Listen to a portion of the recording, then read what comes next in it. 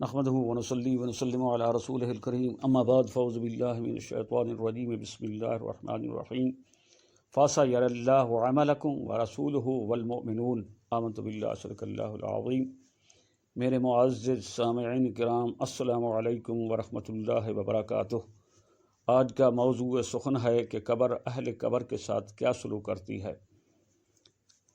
حدیث پاک کی روشنی میں پتہ چلتا ہے کہ پیارے آقا علیہ الصلوۃ والسلام کے صحابی حضرت سعد بن معاذ رضی اللہ تعالی عنہ کا انتقال ہو جاتا ہے۔ آقا خود ہی ان کی نماز جنازہ پڑھاتے ہیں، جس میں صحابہ سے زیادہ ملائکہ کی شرکت و شمولیت ہوتی ہے۔ پھر آپ کو لحد میں اتارا جاتا ہے۔ آقا اس کی قبر پر بیٹھ کر کافی دیر تک تسبیح و تہلیل کرتے رہتے ہیں۔ صحابہ عرض کرتے ہیں، یا رسول اللہ صلی اللہ علیہ وسلم، آپ نے حضرت سعد کی قبر پر کافی دیر بیٹھ کر تسبیح و تہلیل فرمائی۔ آقا نے فرمایا، اس اللہ کے بندے پر قبر تنگ ہو گئی تھی، میری تسبیح تہلیل کرنے سے قبر کشادہ اور وسیع ہو گئی۔ نمبر 1، امت کو درس دیا جا رہا ہے کہ تم بھی اپنی اور اپنوں کی قبر وسیع اور کشادہ کرنا چاہتی ہو تو اس پر تلاوت، تسبیح و تہلیل کیا کرو۔ نمبر 2، پتہ چلا کہ نگاہ نبوت امتی کو قبر کے اندر بھی دیکھتی ہے۔ اور نمبر 3، پتہ چلا صرف دیکھتی ہی نہیں، اس کی مشکل کشائی و حاجت روائی بھی کرتی ہے۔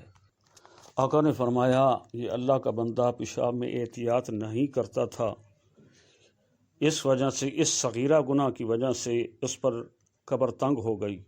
اگر یہ صغیرہ کی وجہ سے اتنی قبر تنگ ہو گئی تھی تو کبیرہ گناہ کی وجہ سے کتنا عذاب قبر ہوگا۔ پتہ چلا کہ آقا کو اپنے ہر امتی کے ہر عمل، صغیرہ، کبیرہ، خفیہ، اعلانیہ، پوشیدہ یا ظاہر، ہر عمل کا علم ہوتا ہے، اور کیوں نہ ہو کہ جس کی تصدیق قرآن کرتا ہے بلکہ قرآن میں خود رحمان کرتا ہے۔ ارشاد باری تعالیٰ ہے، فَسَيَرَى اللَّهُ عَمَلَكُمْ، تمہارے اعمال کو خدا بھی دیکھ رہا ہے، وَرَسُولُهُ، مصطفیٰ بھی دیکھ رہا ہے، وَالْمُؤْمِنُونَ، اور مرتضیٰ بھی دیکھ رہا ہے۔ گرامیٹیکلی طور پر مذکورہ آیت مبارکہ جملہ فعلیہ ہے، فَسَيَرَى اللَّهُ عَمَلَكُمْ وَرَسُولُهُ وَالْمُؤْمِنُونَ۔ یہ آیت مبارکہ فعل سے شروع ہوتی ہے۔ سایارہ فعل ہے، اعمالکم مفعول ہے، اللہ بھی فاعل ہے، ورسولہ بھی فاعل ہے، والمومنون بھی فاعل ہے۔ تو اس فعل کے 3 فاعل آئے ہیں اور تینوں پر یہ فعل ایک طرح عمل کرتا ہے۔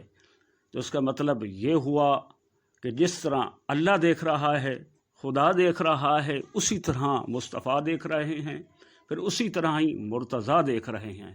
ہاں، البتہ خدا اپنے علم ذاتی سے دیکھ رہا ہے، مصطفیٰ علم عطائی سے دیکھ رہے ہیں، اور مرتضیٰ علم لدنی سے دیکھ رہے ہیں۔